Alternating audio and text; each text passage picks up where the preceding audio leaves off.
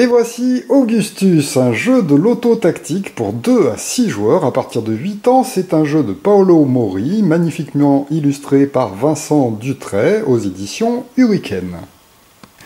Au niveau du matériel, tout d'abord des pions Légion qui se présentent comme ceci, qui sont en bois. Ensuite, nous avons un ensemble de cartes objectifs, des jetons avec des glaives, des poignards, des chars, des enseignes, des boucliers, des catapultes et des jokers. Nous avons 4 tuiles qui vont représenter, qu'on va pouvoir distribuer aux joueurs, qui sont des aides de jeu, et qui présentent le nombre de jetons qui existent de chaque type. Effectivement, c'est cette répartition-là qui est présente parmi tous les jetons que nous avons là. Tous ces jetons, on va les placer dans le sac prévu à cet effet, en début de partie, avant de bien les mélanger. Hop, on attrape tout, on met tout à l'intérieur. On mélange bien et on pose ça au milieu de la table pour le moment. Nous avons ensuite un bloc de marque qui servira à noter les scores en fin de partie. Puis 5 tuiles récompenses avec un fond comme ceci marron, 5 tuiles avec un fond gris, 2 tuiles avec un fond orangé, et voilà pour le matériel. Pour la mise en place, on va retirer le bloc de score pour l'instant. Pour le remettre dans la boîte, il ne servira qu'en fin de partie pour compter les points. Ensuite, nous avons bien mis les jetons à l'intérieur du sac. On va donner ce sac au joueur le plus âgé autour de la table. Ce sera lui qui sera le premier crieur public lors du premier tour de jeu. On va mettre les tuiles de récompense face visible sur la table, de façon à ce que tout le monde puisse les distinguer simplement. On va mettre les jetons, les pions, représentant les légions sur le côté, et chaque joueur va en recevoir 7 de cette réserve qu'il va pouvoir placer devant lui. On donne ensuite une plaquette résumée à chaque joueur. Si vous jouez à plus de 4, on les mettra entre les joueurs, de façon à ce que tout le monde puisse y avoir accès facilement.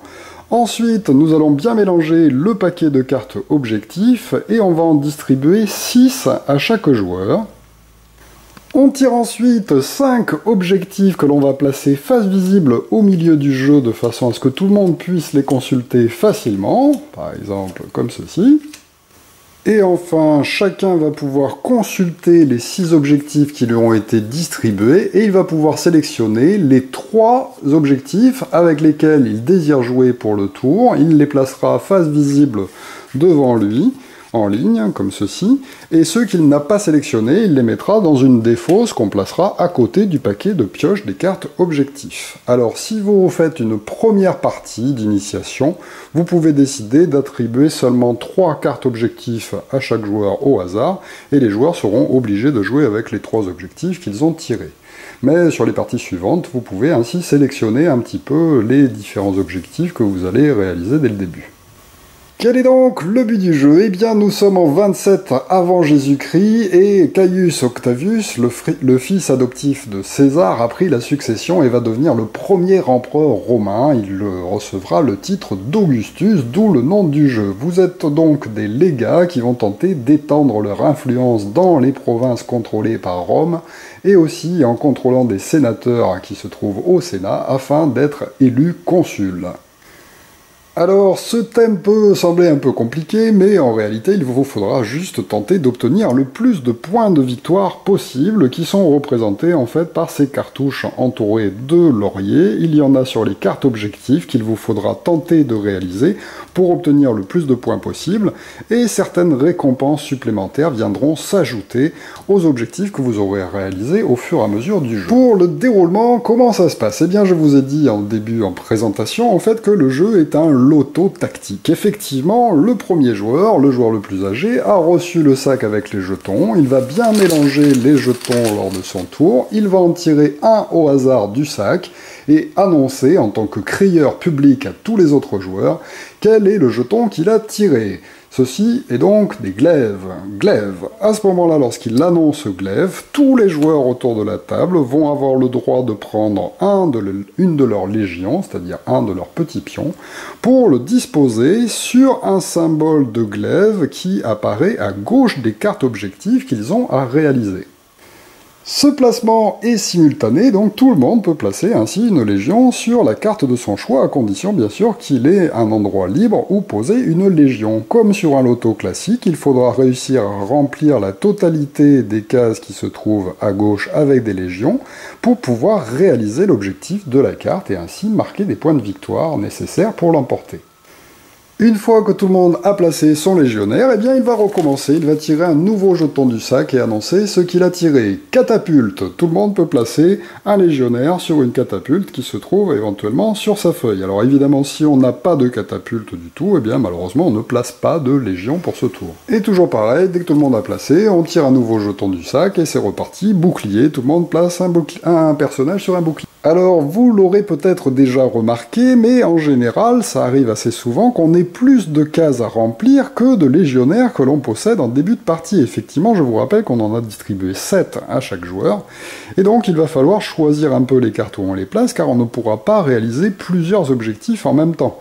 Donc là, en réalisant bouclier, j'ai plutôt intérêt à placer mon pion légionnaire ici plutôt que là, pour tenter de me concentrer sur une des cartes que j'ai devant moi. Dans le sac, la récurrence des jetons n'est pas la même. Effectivement, par exemple, il y a beaucoup plus de glaives, il y en a 6, qu'il n'y a de poignards. Donc, quand on sélectionne ces objectifs en début de partie, il faut tenir compte de cette récurrence pour savoir si les cartes sont plus ou moins faciles à réaliser. Petit conseil tactique, lorsque vous choisissez vos 3 cartes de départ, essayez de mixer un petit peu les différents types de tuiles qu'il vous faudra tirer du sac. Car si vous faites que la même chose, si je fais que des épées par exemple, comme un peu ici, eh bien ça risque d'être plus difficile qu'un objectif sorte. Alors attention, lorsqu'on tire un symbole, vous n'êtes pas obligé de prendre un légionnaire de votre réserve pour le placer en jeu. Vous aurez aussi le droit de prendre n'importe quel personnage qui se trouve déjà sur une case, quelle que soit la case où il se trouve. Par exemple, je pourrais décider de prendre celui qui se trouve sur les catapultes pour le placer quand même sur un glaive. On peut déplacer au lieu de prendre de sa réserve. Et au bout d'un moment, de toute façon, sa réserve risque d'être vide, et donc il faudra effectuer ces changements de place à chaque fois qu'on tire pour pouvoir tenter de finir un objectif. Et le joueur va ainsi continuer à faire le crieur public en tirant des jetons au fur et à mesure du sac qu'il empile devant lui et qu'il ne remet bien entendu pas dans le sac, attention. Et il va ainsi continuer jusqu'à ce qu'il tombe sur un joker. Lorsqu'il va tirer un joker, eh bien il va annoncer joker, donc c'est cette tuile-là qui permet de remplacer n'importe quel symbole. Lorsque je tire un joker, tout le monde a le droit de placer un légionnaire sur le symbole de son choix, et souvent ça va aider à terminer un objectif. Lorsque tout le monde aura posé ses jetons et éventuellement résolu les objectifs, eh bien le joueur aura terminé son tour de crieur public. En fait, ça se termine lorsqu'on tire, comme ceci, un joker. On va donc reprendre à ce moment-là tous les jetons pour les remettre dans le sac, les remélanger et passer le sac à son voisin de gauche qui va devenir le nouveau crieur public. Et ainsi de suite, il va tirer des jetons jusqu'à ce qu'il tire un joker et le jeu va se poursuivre ainsi. Que va-t-il se passer lorsqu'un joueur va terminer un objectif en plaçant le dernier pion nécessaire à sa réalisation? Eh bien, on va vérifier s'il y a d'autres joueurs qui terminent en même temps. Effectivement, lorsqu'on va terminer, on va devoir crier « Ave César » au lieu de « Bingo » ou « Loto ».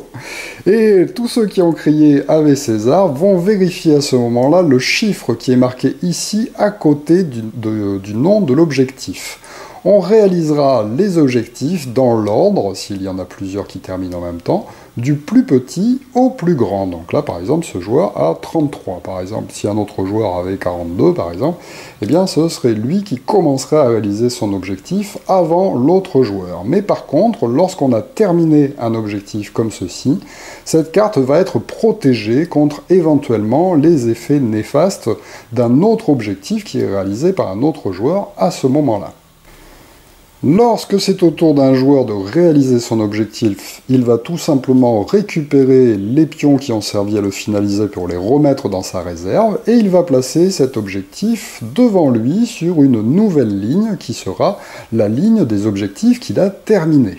Immédiatement, il pourra alors faire éventuellement la capacité spéciale dessinée en haut à droite de la carte. Effectivement, il y a des symboles qui correspondent à des capacités spéciales à réaliser immédiatement lorsque l'on réalise l'objectif en question. Donc là, il fera son objectif, et ensuite, il pourra choisir un nouvel objectif dans les 5 que l'on a placés au milieu du jeu. Donc il choisit celui qui l'intéresse le plus, et il va pouvoir le replacer à la place du précédent objectif qui vient d'être terminé. Ceci fait, on passe éventuellement au joueur suivant qui a lui aussi réalisé un autre objectif dans le tour. Évidemment, si on est plusieurs à réaliser un même objectif dans le tour, eh bien on les fait par ordre croissant en fait de chiffres. Et on effectue la même chose, hop, on réalise l'objectif, on récupère ses armées, et on choisit un nouvel objectif au milieu, et juste après l'avoir choisi, on le remplace, celui qui a été sélectionné, par un autre tiré au hasard sur le dessus du paquet, pour que le joueur suivant puisse à nouveau choisir parmi 5 l'objectif qui lui paraît le plus sympathique à prendre. Alors, les objectifs que l'on a réalisés vont nous rapporter les points de victoire qui sont marqués en bas à droite lors de la fin du jeu. Donc c'est pour ça qu'il va falloir essayer au maximum de faire des objectifs qui rapportent des points. Alors, précision, ce n'est pas parce que des objectifs sont réalisés et que des joueurs ont crié « Ave César » que ça termine le tour en cours, en fait. Tout le monde réalise ses objectifs, pioche ses nouveaux objectifs, et ensuite c'est encore le même crieur public qui va continuer à tirer des jetons jusqu'à ce qu'il tire un joker, et c'est uniquement dans le cas où on tire un joker qu'on remet tous les jetons dans le sac pour les passer au tour du jour suivant.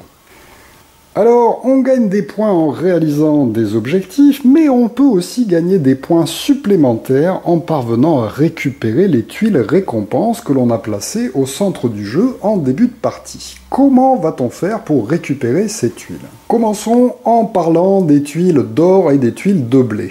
Alors, effectivement, les provinces que l'on va gagner en réalisant les objectifs vont permettre de recevoir les ressources qui correspondent à ces provinces.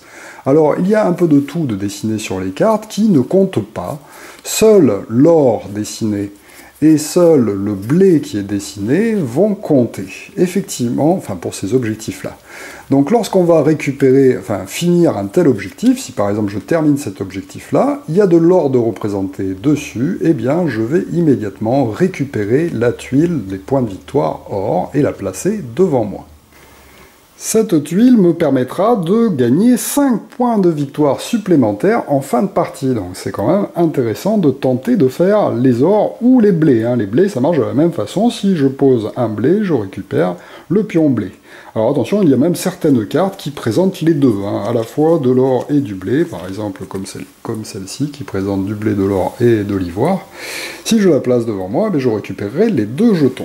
Mais attention, on ne va peut-être pas conserver ces cartes jusqu'à la fin de la partie. Effectivement, si un autre joueur termine lui aussi une province où il y a de l'or, eh bien s'il égalise mon score ou dépasse mon score en nombre de cartes réalisées présentant de l'or, il va me voler la tuile et la placer devant lui. Si plus tard dans la partie, par exemple, j'arrive à poser une deuxième carte présentant de l'or, eh bien j'aurai plus d'or que lui, je vais donc pouvoir lui reprendre la tuile. Mais si lui revient à 2 cartes or et égalise mon score, c'est lui aussi qui va la récupérer. Et ainsi de suite, donc cette carte or et cette carte blé, puisque ça fonctionne de la même façon, vont bouger au fur et à mesure de la partie.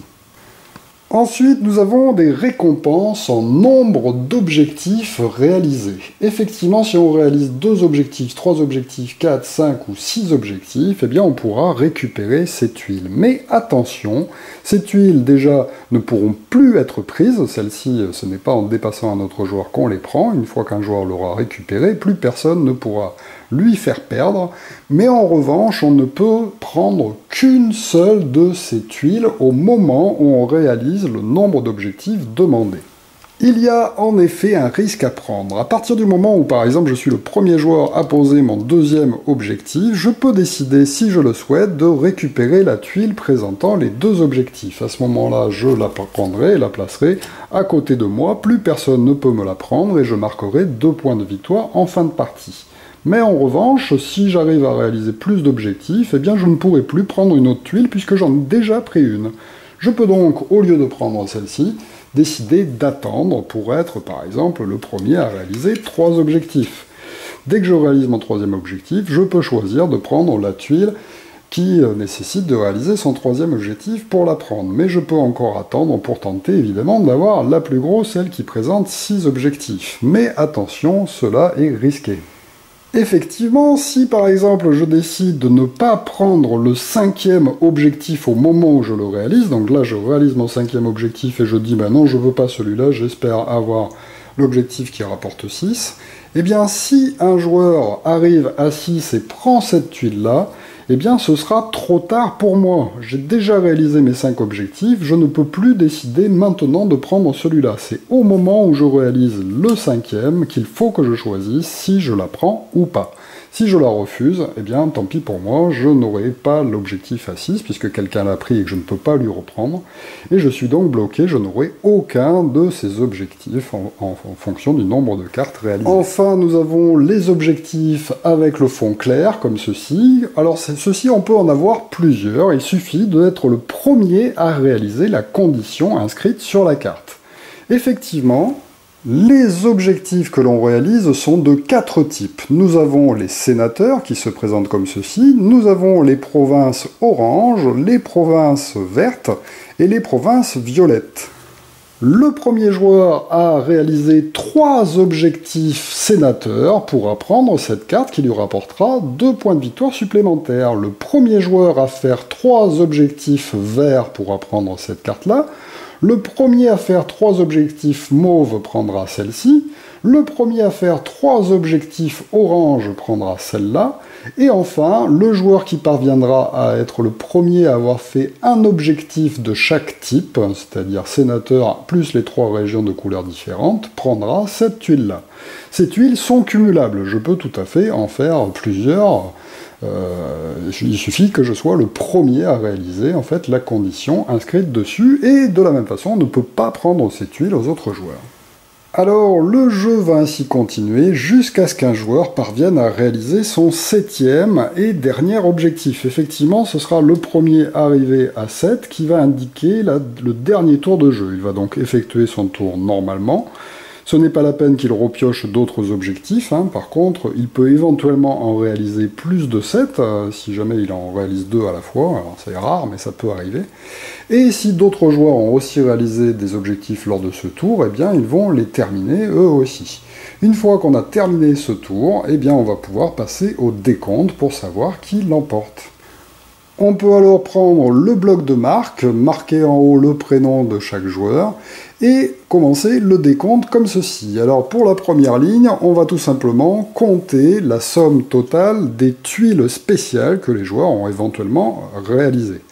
Donc là par exemple, j'obtiendrai 19 points si j'ai obtenu ces tuiles au fur et à mesure du jeu.